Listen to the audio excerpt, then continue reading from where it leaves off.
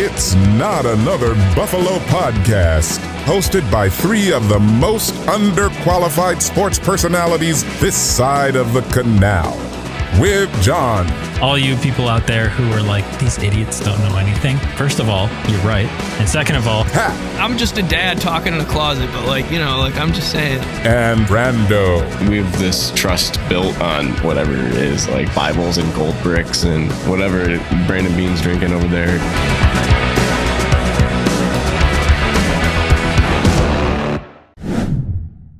All right, welcome back to Not Another Buffalo podcast. I'm John. I'm here with the boys, Pat and Brando, here on a Victory Tuesday. Stress-free win. How we feeling? Kind of felt bad for Gino. I feel that. You're in your home stadium. You usually have that 12th man advantage, and everything goes wrong.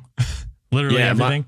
It's tough. The center had a rough day. Film for him would not be ideal. As a coach, I'm ripping him a new one. I don't know about any other coaches. You're stepping on your quarterback's foot. You're launching the ball. Like he took a lot of points off the board, and we talk about turnovers leading to points, right? That's why turnovers are bad. If you have a thrown interception, you make him punt, or like Josh did, you throw the interception and you stop him on the goal line. Whatever, it's fine. This is just nothing. But it's you're taking away points, and they needed them. And it's cool to see that the Bills were able to put their foot down on the throat of a Seahawk.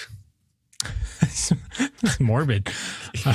Well, Pat, you can probably be a little bit less morbid than this. Like, how does I'll ask you this? Like, in hindsight, which is a better memory, a stress-free win like we had, or like a stressful win where you pull it out at the last second? Like, which one of those? I don't know what a good game example of that would be.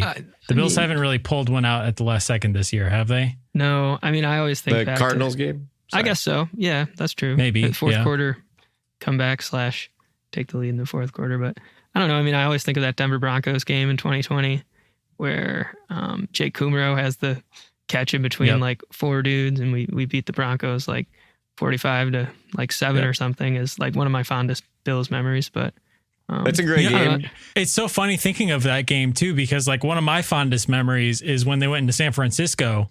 I think it was that same year, and beat the doors off of a great defense.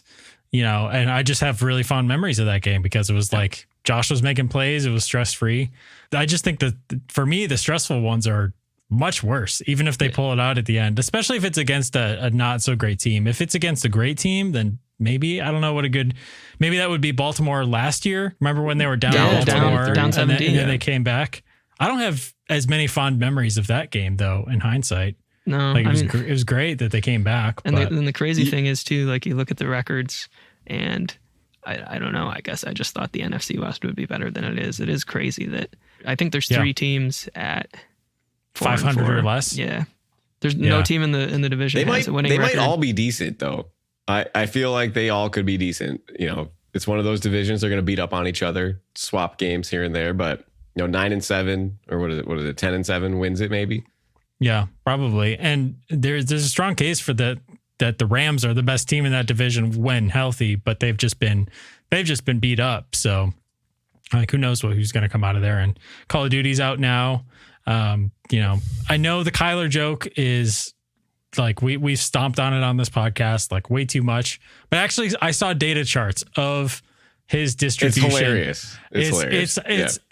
There's data. It's just not just a narrative. Like it's not the eye test. Correlational data. I mean, maybe he just slopes downwards as seasons progress for some reason, but that. So two things, John. One, we're talking about 2020 games. You could throw the Seattle game from 2020. Oh yeah, no, that is true. That is that we're like underdogs by a lot in that game too. Sorry, I was just getting. I don't know if we were underdogs, but that was Seattle pushed the score a little bit. They scored on us. So we got to see Josh Allen unleashed. And I watched those highlights, man. It's really cool to see John Brown and Steph Diggs and Cole Beasley all on the field at the same time.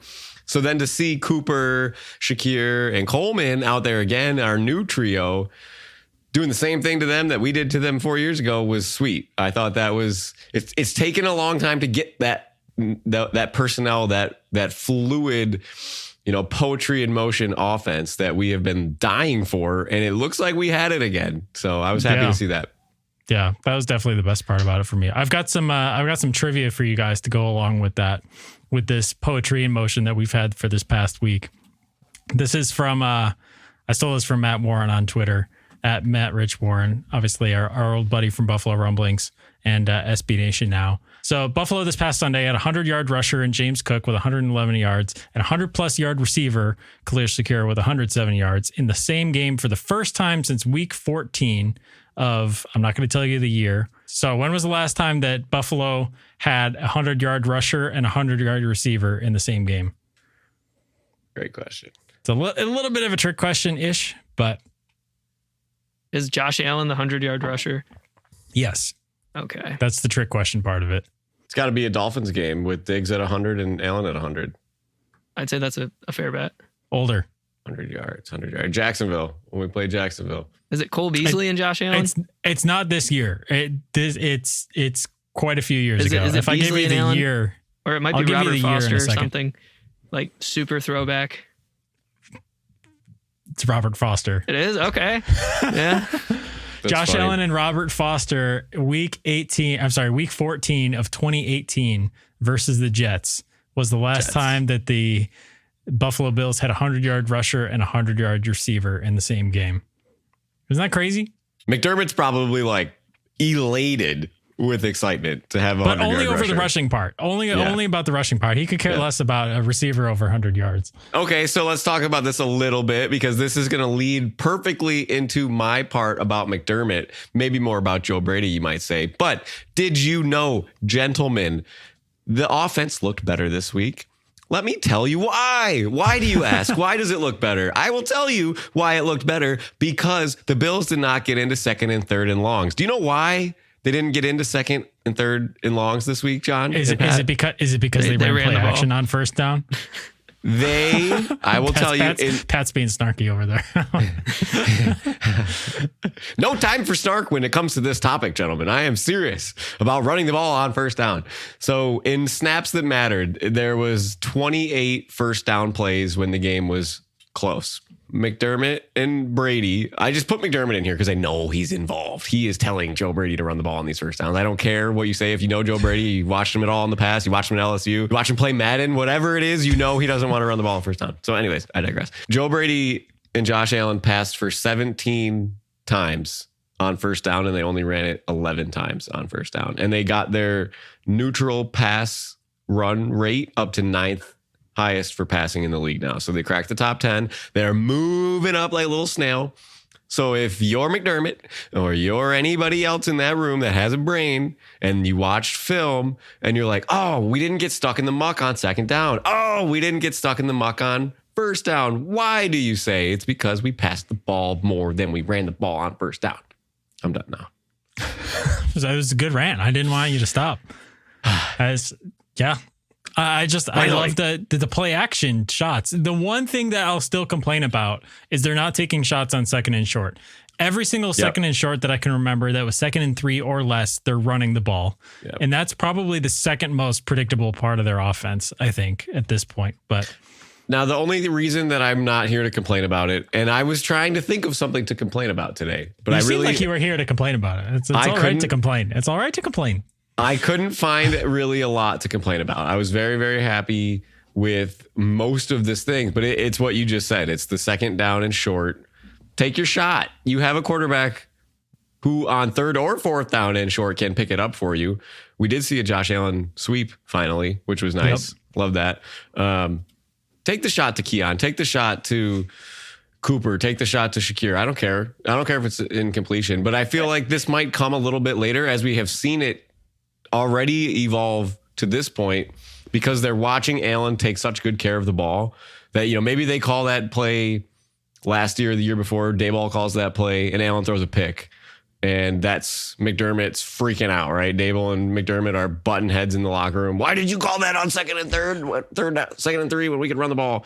So to see, this evolution of the offense come around, maybe that's coming. Maybe it will in a bigger game. But also, as long as James Cook is going to produce on these second and thirds, he picks up 5, 6, 7, 8 yards. I'm not going to be mad about it. So yeah, he usually is. Like to be fair, like they usually are successful plays. I just think, in those situations, it's so good to go play action because everyone's expecting run. Usually you're getting a favorable coverage at that point too, because if you're passing on first down all the time, teams are in usually pass first mode on defense as well. So it's like going against your own tendencies, I think, is a really good thing. And so as long as they keep mixing it up on a week to week and they're not like so stale on first down running the ball like they have been, then I'll be fine with it. And again, there's very little to complain about when you win and score 30 plus points. Like I get it. It's also could be real deep chess here from the coaching staff to have them opponents see on film how much they run it on second down. And then again, fingers crossed, we're hoping that it changes and they hit a couple of these deeper play action passes later on in the year as they, have to put some wrinkles in here. I don't know. We're fishing here. I'm fishing for this. No. That's not fishing because I kind of think about that stuff too, because we, as fans, we're like, do you hold anything back for the playoffs? And I don't, we're not in those rooms. We'll not really know for sure if that's actually the case, because it takes a lot to dial up a win against any given NFL team each week. You can't save stuff for later. I mean, you can save some stuff, but it's like, it's not like you're, setting, but maybe that would benefit the Bills a little bit. Like after all these playoff disappointments, do you think they're like, hey guys, maybe we got to plan for this playoff run a little bit because getting there is only half the battle and the other half is what happens in the playoffs, which hasn't historically gone well for the Bills. So, well, to bring some snark into this, you say, they're thinking about it and McDermott's like, no, we don't need to think about that. We're going to, punt on 4th and 2 and we are going to run it on first down and we are going to misuse timeouts and be bad at clock management in the playoffs. He doesn't want to think about that. That's true. Fire the snark cannon. Pew, pew, pew. Do you guys, I was going to say, I don't want to completely transition us away from the Bills really quick, but we were just talking about Brian Daboll. I just want to get your guys' opinion. Do you think he makes it through the year in New York at this rate after Monday Night Football last night? The Daniel Jones experiment is over. As far as we can see, it looks like he's getting called out in press conferences and stuff like that. Do you see Brian Daboll making it through the end of the year? I mean, I guess it comes down to, I don't know. I mean, I think Daniel Jones is what is it, John Mara? I think he's the owner. I guess he would be Mara's guy and whoever the general manager would be.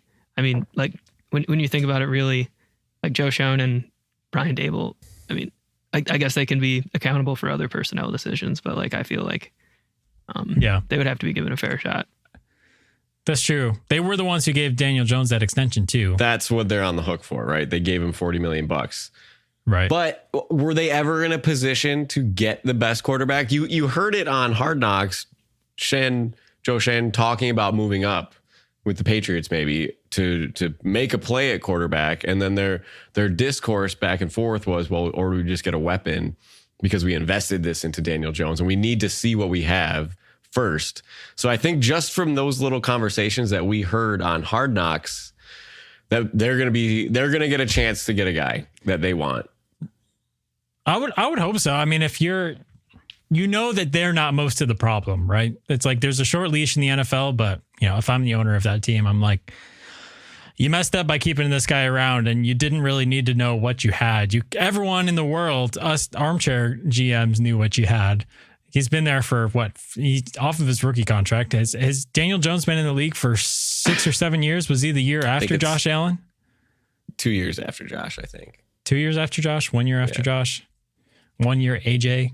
I just remember working at Damon at my work study job, probably my junior year of college, with the Duke game on TV, and they're talking about Daniel Jones, and I'm like, who is this guy? That was my first knowledge of him, and I'm like, I will never hear of him again. And then he's way down the draft board in the Giants take, and I'm like, what are we doing?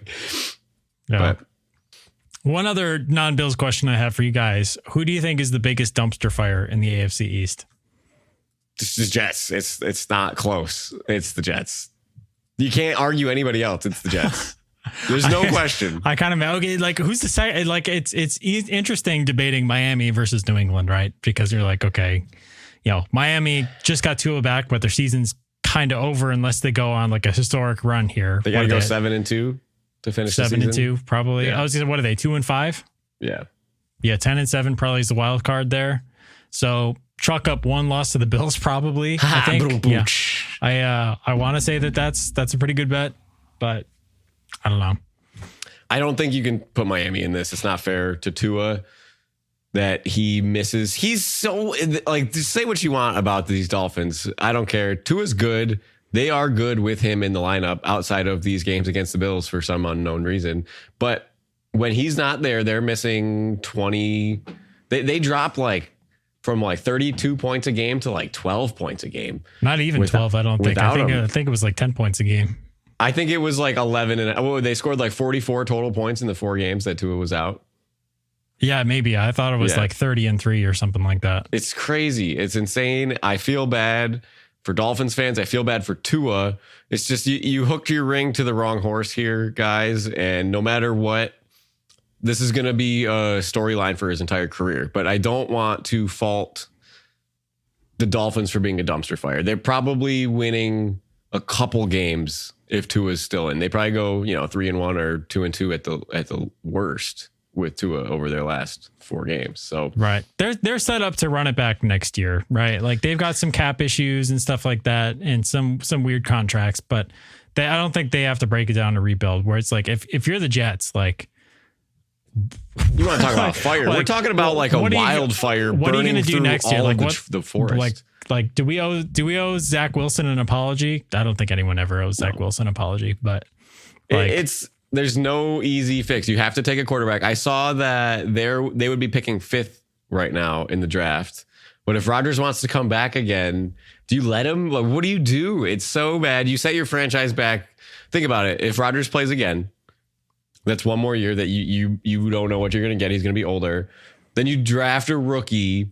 So we're talking 2 years from now. Rookie season, comes back as a sophomore. You hope he's good. So that's 3 years from now that we're looking at a potential Jets contender. Yeah, I mean, unless they trade for I'd like them to get to 17. That way, they would be at the same level of drought that we were. That'd be awesome. But I never thought about that. Yeah, that'd be a good record to have broken, right? Yes. I would like them to extend past the Sabres drought as well, because they're linked. The Jets and the Sabres both have the longest drought in pro sports right now. So I'd like the Sabres to knock that one down. Yeah, no, that would be great, right? Yeah. Well, but we got some fill in the blanks here. Do you guys want to get to that? Let's do it. All right. We had some fun ones this weekend. So Pat called the Browns game in Game Picks last week, right? So extra credit for Pat calling Jameis and pulling out the stat in his back pocket. Can you repeat that stat for us, Pat? He's the most efficient playoff passer of all time. He is, I believe, 1 for 1 with 1 touchdown and 56 yards passing. Brilliant. I love it. So plenty of good, if we had quotes with Pat today, I feel like they'd all be Jameis Winston quotes, because like, did you guys see his post-game interviews? He was mic'd up for the pregame speech. Yeah. Like everything was great. The Eminem quote, he said there's a, what'd he say? There's a white boy from Detroit that I admire. And then he starts quoting the 8 Mile soundtrack. It's just great. So anyway, we thought we'd do a fill in the blank. If he wasn't an NFL quarterback, Jameis Winston would excel as a lobster salesman. Apparently he knows where to get some for free. You might have to look on Wikipedia for that one. I'm going to piggyback onto this one, Pat, and I'm going to say he would excel as a member on the Deadliest Catch. Oh, there you go. The crab experts. The hard-working way to get crab. Yes. I mean, he worked hard at Florida State. We're not saying you didn't work hard, Jameis, but none of this is with slander. It's all for humor. That's true. Jameis Winston would excel as a touring elementary school motivational speaker. Come to my school, Jameis. Heck yeah. He would excel as a NBC NFL color analyst with real-time bleeps, but he's unedited on Patreon. I like that model. Future revenue model, I think, for NFL broadcasting. I'm going to say Mount Everest climbing instructor. There's one thing that the guy's good at. It's motivational speeches. Can you imagine that guy walking you up the mountain like you're freezing to death and like you're almost dead, and he's like, I am so blessed to have the opportunity to take us both off this mountain. yada, yada, yada. But it's like, I feel like his charm is that you can never really tell how serious he is. And he looks like he's like on the verge of laughing as he's saying like something super serious. I think he would excel as an NFL helmet decal designer. Nice. Did you see his quote about the decal on the? Yeah. He's like, we just have a collar, no decals. All right, we're going to play for our names on the back. And go get them, guys. Yeah. It was funny. It's too good. I was going to say an insurance salesman. Yep. He will tell you why you can't live without it. Yep. That is very true. Social media televangelist. He would be good. I was going to say like congressman or senator, but I feel like televangelist would be best suited for Jameis. He has some God-related content in interviews. He is a spiritual. He's a religious man. Yeah. Pat, you got any more? You tapped. Well, I have elementary school phys ed teacher, but I don't know if he could do as good a job as Brando. Call him teach. He wouldn't be to the same level as Brando. Let's just be real. Subpar. We're kind of cut from the same cloth. You said it. We give these little speeches, but we can't tell if we're being serious. So we're trying not to laugh. Just so the listeners know, Jameis would be at a much lower level than Brando. He would have to, work his way up. Well, he would have to set an example for the students first and foremost. But. The criminal record would keep him out of schools in the northern states. No offense. Hey, you didn't put a spin on anything. You just said facts. It just happened to be funny. Yeah. I have written down here a Jehovah's Witness. He would excel at just knocking door to door. Oh yeah. So yeah. And the last one I have is a campaign speechwriter, kind of on that same like congresswoman politician thing, but I think he'd be good at writing the speeches. He'd also be good at giving the speeches. Yes. So just make him president, man. Right? Just do it. Heck yeah. I have a military commander as well. But again, it's not like he's not serious enough to be like, get in there. Be like, oh, you should go in there, man. Well, kind of like what Pat was saying. Like, you never know if he's like fully serious or not. You'd be like scared of him because you're like, is he joking or is he not joking now? He's like giving the speech before the Doolittle raid in World War II where the guy's like, look at the person to your left, look at the person to your right. Yeah, one of them will be dead. And then he's like, winks. Oh my God. All right. I'm tapped. Who's got any left? Yeah, I'll tap out. I was going to say he would be best suited for ambassador of tourism for Galveston, Texas, because he talked about how Mike Evans was from water, but it wasn't like beach water. Well, he said if you're born near water, you are a different human being. Did you see that? That was another funny interview. Right. Oh my God. What a introspective philosophical dude. Yes. But speaking of not introspective philosopher dudes, philosophical dudes, Patty Mahomes, despite leading the NFL in interceptions and throwing more interceptions than touchdowns, and probably playing the worst that he's played in his career, is still number 2 in MVP odds, according to some of the sports books out there. So name someone more out of place than Patrick Mahomes being number 2 in MVP odds. The Jets in the playoffs. Got him. Sabres in the playoffs. Oh. Not for long. Tom Brady in the broadcast booth. Oh, John, I'm gonna feel bad if you said this one, but Harrison Butker in the kitchen. No. That's hilarious. That's good. Aaron Rodgers at a flu shot clinic. Nice. Don't get it. They make you feel sick. Josh Gordon hosting a DARE assembly. Yes. That's funny. Let's see. Greg Zuerlein working at a youth kicking camp. Oh. Adam Gase as an NFL head coach. Oh. No. Like we said before, thank you, Adam, for all the dubs. Yep. Right. Kyrie Irving working at NASA. Flat earther. George Lucas at a Star Trek convention. Nice. Funny. You can't cross worlds, man. No. Can't do it. Nope. Walter White as a dad on Malcolm in the Middle. Yep. That's true. Yep. You just can't look him in the eye. You're like, I know what you did. I mean, he's in his tighty whities in both series too. Like that's so funny. He definitely is, and it's in the pilot in the first episode of Breaking Bad. Oh, dude, it's like the first thing you see. It's like the first thing you see is him with the camera doing his little I did it because I love you. And then the police aren't even after him. Sorry, spoilers. It's an old show. You're good. Fine. You're good. He's naked in the Malcolm pilot too. That's, well, not naked, but in the tighty whities. So yep. If you want some Bryan Cranston related content, check him out. What an ad. What an ad for Bryan Cranston. I love Bryan Cranston. Did you know the Seinfeld bit where he hits the nitrous is improv? Yeah. It wasn't written. He just did it. Clip. Yeah. Yeah. Is that the Junior Mint episode? I don't know. I can't remember. Or no, maybe he's the dentist guy. That's when they have the dirty magazines at the dentist office, right? And Jerry thinks that they're touching him when he's out, and the lady who's the helper, they don't know what's happening. So the things that were on TV in the 90s, boys. We digress. Yes. Name someone more out of place than Patrick Mahomes being number 2 in MVP odds. Urban Meyer hosting a marriage counseling retreat. Yeah, well, that's probably not his place anymore. No. Pat, you got anyone else got any more? I'll say Tap. I was going to say Me at a Chapel Roan concert, but some of the songs are pretty catchy, so I don't know about that. But I got one more. It is the season of elections, so I was going to say a Trump supporter at a Kamala rally. Nice, yeah. My last one is Ray Lewis at a self-defense class. Yes. Boom, boom.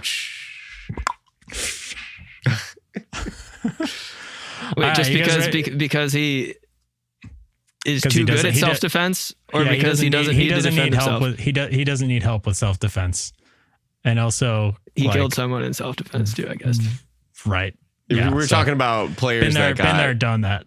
In trouble earlier. We're talking about Winston and Kobe. Ray Lewis is a big one on that list. We have to mention that. You might have to edit that. I don't think he killed that guy in self-defense, but funny for the bit.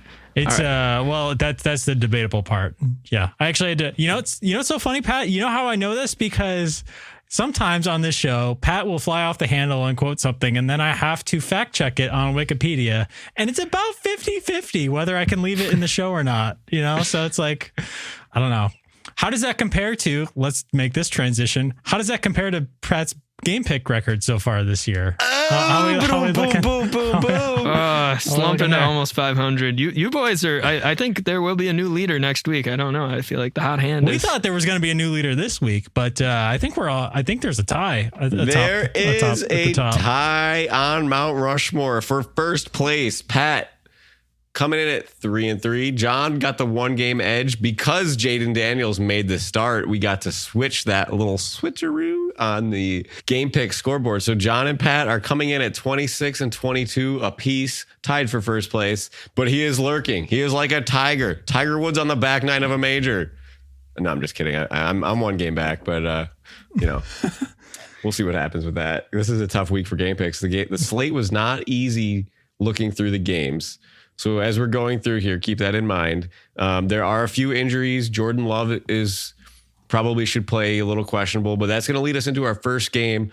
Could be the game of the week if you're in the NFC.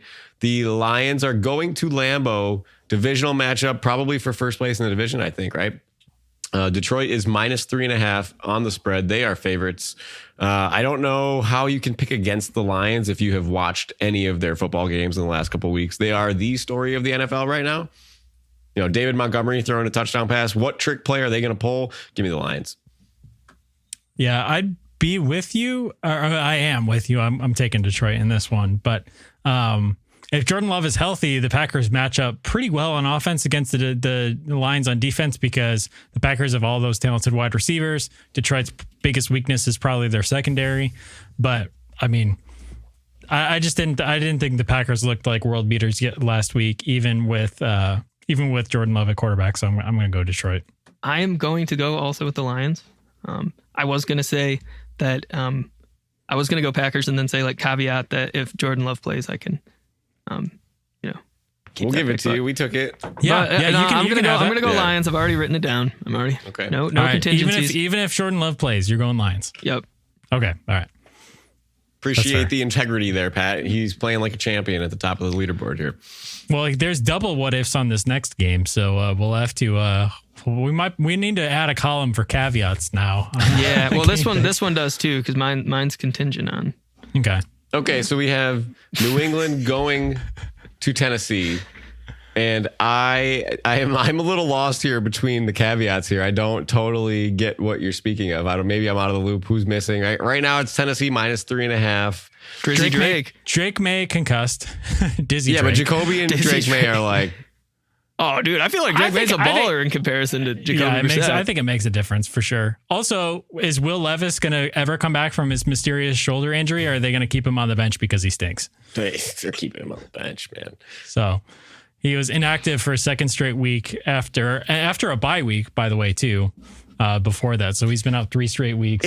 It's just like that first game that he got hurt in, and Mason Rudolph goes down and leads like 2 scoring drives. And you can see Will Levis doing the arm roll on the sideline. He's throwing the ball. He goes up to his coach, and you can see his coach mouth to him. I think I can do it, coach. And Rudolph's taking one more, buddy. And guess what? You better get comfortable on that bench. Yeah. Yeah. So I don't know. I think that, okay, I'll make my pick contingent. If Will Levis plays, I'm going to go New England. But for now, I'm going to go Tennessee. They're overdue for a moral victory, and New England's overdue for another loss. I think they just, they won a big game. They're going to win maybe 3 or 4 this year. So I think it's time for another loss for them. I mean, Tennessee probably also going to only win 3 games tops, 4 games tops. So this is the toilet bowl. This is for who gets a good draft pick, basically. So give me Tennessee in this one. This is a big time game for the draft.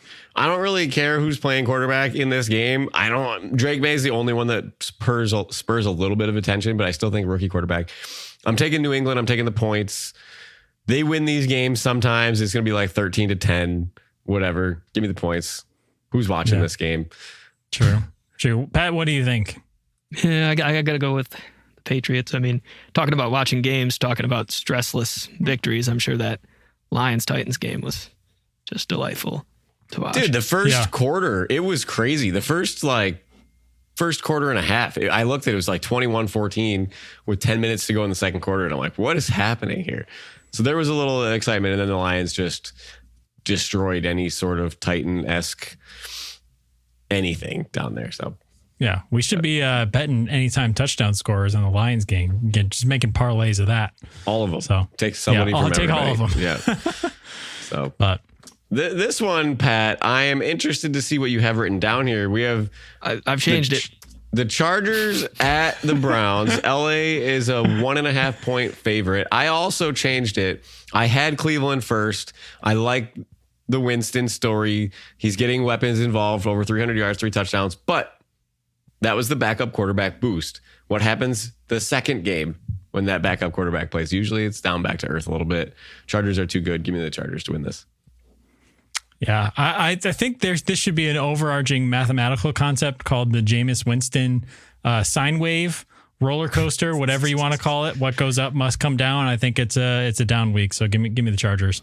Yeah, I mean, I feel that. I do. I think you guys make a lot of great points. Like I really do. There's just feel like snark oozing from you right now, Matt. I just feel like, I mean, let's say we're looking here at Chargers games, right? Mm-hmm. The Chargers have failed to score more than, it looks like, 26 points in a game. The Browns were in a very similar boat, and Jameis Winston said, I'll put up 29. So single-handedly, well, not single-handedly, but scored more points in his first start than the Chargers have scored all year. So give me the Browns for that reason. If I'm going to lose a pick, I hope it is that one. I just, this is one of those games that, again, it could be 17-13. Who knows? Pat, that was real sneaky changing your pick at the last minute here. Yeah, well, and then I looked and it was in Cleveland. It was in Cleveland too, but Yeah, that helps a lot. The Chargers aren't necessarily a great road team, but they should be a great road team because their home games are like road games for them too, because they get an equal number of fans showing up from the opposing team. So, but anyway. The lone undefeated monster. We're going to call them monsters because we're just dying for them to lose. Tampa Bay is going to Arrowhead to play Kansas City. Baker Mayfield alone by himself, basically 1-11. No. Kansas City's minus 8.5 point favorites here. Pat, do you think they have a chance? Well, Brandon, let me ask you, who's the only team to beat the Detroit Lions this year? I can't remember, Pat. Who was that? That would be those Tampa Bay Bucks. Even if they don't win, they'll cover. Did Tampa have Mike Evans and Chris Godwin available for that game? Yeah, I mean, they did. Mike Evans, Faith Evans, Heath Evans, Evan Almighty, doesn't matter. Lee Evans. Lee Evans, yeah. Evan Lee Evans Almighty, would be good. Call Bruce him on. Almighty, Bruce Lee, Sarah Lee, Fred. Twinkies. Yeah. I'll get there. It always comes back to Twinkies. So Pat, you're taking the Bucks against the spread here? Bucks and the points? Yeah, I don't know if they'll win, but they'll keep it close. I was gonna say 8.5 is a lot of points, and Kansas City can't blow anybody out yet. And the Bucks, I thought that the Bucks were gonna get blown out this past week by Atlanta, and that ended up being kind of close there at the end. So they still can put up points at least. So maybe they can do it. Kansas City's defense is really good, so I don't know how that's gonna go. But yeah, give me 8.5 points out of pure spite. That's my pick. What do you think, Brando? Well, you say it was kind of close in Atlanta. Let the scoreboard say that it was 31-17 up until garbage time. And that's a little bit of a blowout. I think this could be a sneaky blowout game where the Chiefs win. Does garbage time count for the spread, Brando? Yeah, it definitely does. It definitely does. Does it? But I don't think Tampa's there. They're not going to score enough to make it close. But Kansas City could find their way to 25 points and still cover here. So I'm taking the Chiefs. That's true. Well, I'm betting on them only getting to 20, and then all Tampa has to do is limp to 12 points, and then I'll be happy. So yeah. I want to see your money where the mouth is. Send me the under 21 point bet slip.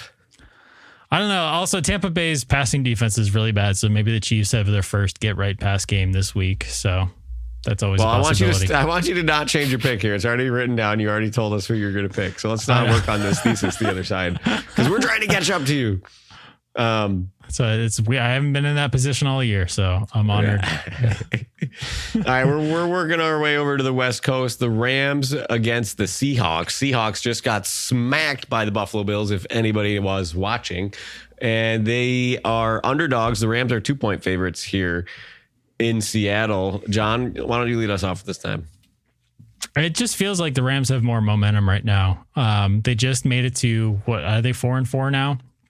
And they've got a chance to get a win and then go into a bye week or something like that after this. Maybe first place in the division if they win this game. Yeah, after being 3-4 and facing 3-5. Actually, no. So they're coming off their bye.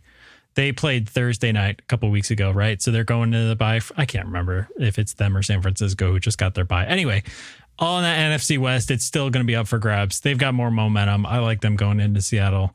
Unless Seattle just shows up and has one of those games like they did against Atlanta randomly, but I don't know. I'll still go with the Rams with a healthy-ish Puka Nacua and Cooper Kupp. Yeah. But yeah, Matt Stafford, man, I'm taking him. That's all. Pat, what do you think? Oh my God, this is insane, dude. You want to hear a crazy stat about how bad this Seattle Seahawks team is? No tackles for loss or sacks last week.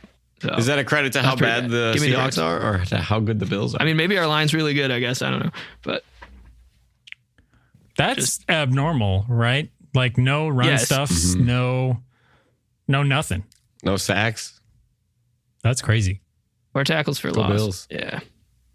I wonder, is that one, so you know when Josh Allen fumbled it and kicked it forward, did that get credited as a sack? No. No sacks in the game. No. Oh, wow. All right. Well, he must have been like right at the line of scrimmage or something like that by that point. But that's crazy. So who are you going with this week? You going with the Rams? Nice. So this brings us to the game of the week. We are looking at the divisional matchup yet again, the Bills versus the Dolphins. This time it is in Highmark Stadium, 1:00 Sunday kickoff. Should be nice. Tua looking to survive the game. The Bills are looking to take a stranglehold on the division. Bills are 6.5-point favorites. Interesting line. Pat, I'm starting with you just to get this out of the way. What do you think? Well, you know, I'll take the loss in the game picks column every time if that's what it takes for the Bills to win. I think the win, 7 with the hook, that's a lot of points. So give me the Bills. I like it. I'm confused about what you just said. Bills. 7 with the Bills. So Bills to win, not to cover. Yes. Okay. Yep, sorry. The Pat Cap Classic. Well, you guys know the rules. I got to go Bills. Circle the wagons, baby. Go team, go. This little one-liner here, I would like to credit Mr. Toby Keith, R.I.P., but I will be singing a quick lyric from his song. Who's your daddy? Who's your baby? So yeah, go Bills. Go Bills. If he was a Bills fan, he'd be saying the same thing to the Dolphins. I totally forgot that Toby Keith had passed away. Yeah. The extent of my country player too. My country music knowledge kind of stopped at 12th grade because that was the last year. Well, actually, when I started driving to school, because your last year. My bus driver. Yeah, I was gonna say that too.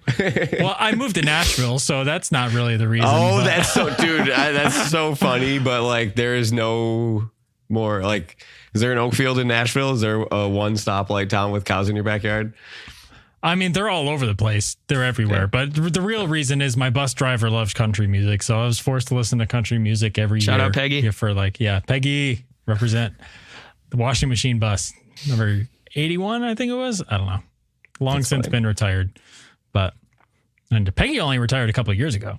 Yep. They said she like drove the bus to the moon in the back or something like that. As far as how many miles. Yeah. That's cool. So, but. All right, guys, before we get off here, I do have one more question for you. Yeah. Okay. My question to you is the Buffalo Bills wide receiver rookie, Keon Coleman, breaking out right now, right? And I'm watching him play. These last few games have been outstanding. And when these players get drafted, they get player comparisons to NFL players. And I just can't really put my finger on who Keon Coleman reminds me of, who has already been in the league. And I was wondering, do you guys have any suggestions? Do you have any ideas? I have a list here. Nobody's a perfect fit, but I mean, the basketball comp is. Oh, sorry, John. No. Go ahead, Pat. Go ahead. The basketball comp's like a hard thing to really draw on because, like, when you think about like the most prominent basketball players ever to play in the NFL, like you're thinking, Antonio Gates and like Julius Peppers. I mean, Donovan McNabb was a pretty good basketball player. Himself at Syracuse. So I don't know. It's hard to say really to have someone in that skill position. I mean, I guess maybe Randy Moss, but not Randy Moss. He doesn't have the physical traits. But yeah, just any kind of player comp, basketball or otherwise. Maybe like Anquan Bolden too. I was thinking, I feel maybe, like that's a good one. That's a good one. I struggle with this question too, because Brandon, you brought this up before. So I was thinking about it. Obviously, when he was drafted, we were trying to compare him to Mike Evans statistically. Obviously, their builds are very different. Mike Evans weighs more, I would guess, by a good bit. Keon's still a little bit thinner than that. Probably a little bit more agile. But the thing is, like, Keon he's not that fast though either. He ran a 4.61. Yeah, but the 21 miles an hour in the cone drill, man, that's all you need. Yeah, both of them didn't have fast 40 times, right? Like Mike Evans, they're not speed guys. They're contested catch guys. They're the same in that regard, but they're totally different when it comes to yak. Like Keon has a much higher yak ability that I don't even think I gave him credit for coming in. Like, and you can see it not only on these contested catches where he's, turning around after he makes it and running down the sideline, but also in some of these tunnel screens that they're running for him. But I think I have a good comp for it, and it might have helped that we were just watching him last night, but I think George Pickens is the closest guy in today's NFL. That's the first name I wrote down. I think that's the closest guy that I can think of as far as a similar skill set. George Pickens is good. Now, hear me out on these ones. I did also have Keenan Allen written down, maybe kind of a prime-ish Keenan Allen. Good route runner, good yards after catch. We'll see. He just seemed like a good, he could go get a ball if you needed to. Allen Robinson was somebody. Yeah, he was good at one point, I guess. In his prime, kind of the same build, 6'3"-ish. Never like leading the league, but always over 1,000 yards in his prime, right? Allen Robinson, I think, if you remember watching him, kind of, and the slender, stronger, taller build. Yeah. Kind of reminded me of Keon. And then I have T. Higgins written down. The more that I watch Keon, if you watch T. Higgins, they kind of look similar. I don't know how much yak T. Higgins gets as well, but to see T. Higgins go up for a ball that Joe Burrow puts up there, it's kind of similar. I don't know how closely I've watched T. Higgins to be able to make that comparison, but those are my names. And I put Mike Evans on there because I think it's still close. Yeah. And Mike Evans, it's more of I feel like that's more when it comes to stats, right? Yeah. Like, and after the fact, and even Keenan Allen is much bulkier than, but George Pickens kind of has that same type of build, I think. Yeah. And I like that. So I think that's probably the closest thing in today's NFL. And even I can't remember guys like that going back really either. No. Anquan Bolden's a good one. I like that one. Yeah. Yeah. That would be my But any of these guys that we're talking about in their prime are stars. They are difference makers on a team. They are true weapons that you have to be game planning against. So to have this guy and watching him flourish in front of us, it's awesome. It's like watching Allen develop. It's cool. It's from the get-go, right? We have seen this trail of evolution from everything. The O-line, right? They were so bad in Josh's rookie year, and Josh Allen himself. And we didn't get to see this with Diggs. He came here out of the box with batteries included, ready to be a superstar. And now we get to see, and Gabe Davis never took that next step. He was always pretty much the same player the whole time. So, and Shakir is doing it now too. So we get to see two very good receivers blossoming in front of our eyes. It's really cool. Yeah. How we were sitting here, I don't know, it would have been 6 months ago, reacting live to the draft, right? As we looked on and recorded live to that. And all of us had our different freakouts about that trade back. A, because we had stayed up all night and they didn't take a player in the first round. And B, because we knew the gravity of giving a pick to Kansas City and how that can turn out, having done that with Patrick Mahomes. How do we feel now, 6 months removed, seeing what Xavier Worthy has done with the Chiefs and seeing what Keon Coleman has done with the Bills, in addition to the pick that they picked up, which I believe is the guy who just got injured? Yeah. Lil Wayne. Help me out. Yes. Dwayne Carter. Yeah. Dwayne Carter. Dwayne Carter. Yeah. Couldn't think of his name. He just injured his hand and he's on IR now. That happened last week. But how do we feel about that? Do you feel like we won the trade? Yeah, well, yeah. I think about what you say, though, when we're talking about the projections of a rookie wide receiver, and you gave us the numbers behind it, right? You're like, a receiver this big, at this size, at this age, needs to produce right away because they don't often hit that next level a couple of years later. So I was kind of thinking these slow starts that Keon had, I was nervous. But then now to see him really blossom, it's cool. He might come out 800, 900 yards season as a rookie, but that's good. I'm happy with that. But I think about what you said that, John, when we drafted him. Yeah. It's an interesting debate for sure. And one that we should probably have on a future episode, after the season.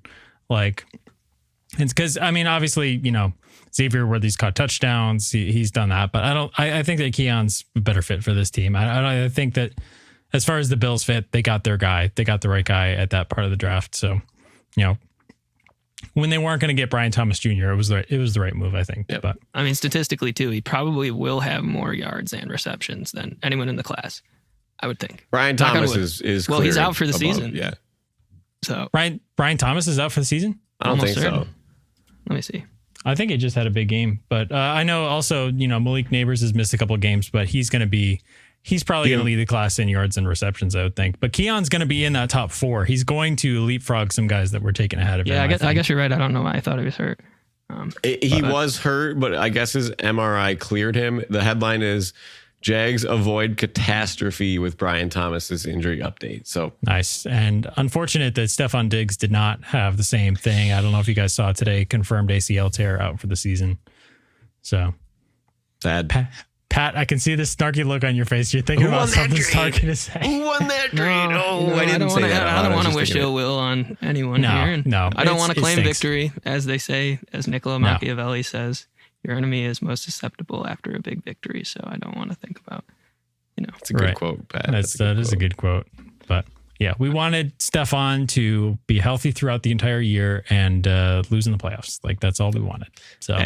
I say that who won the trade, but you guys know I love Diggs. I got his jersey hanging on my wall. I stand up for him all day long. So yeah, that was disrespectful. I apologize.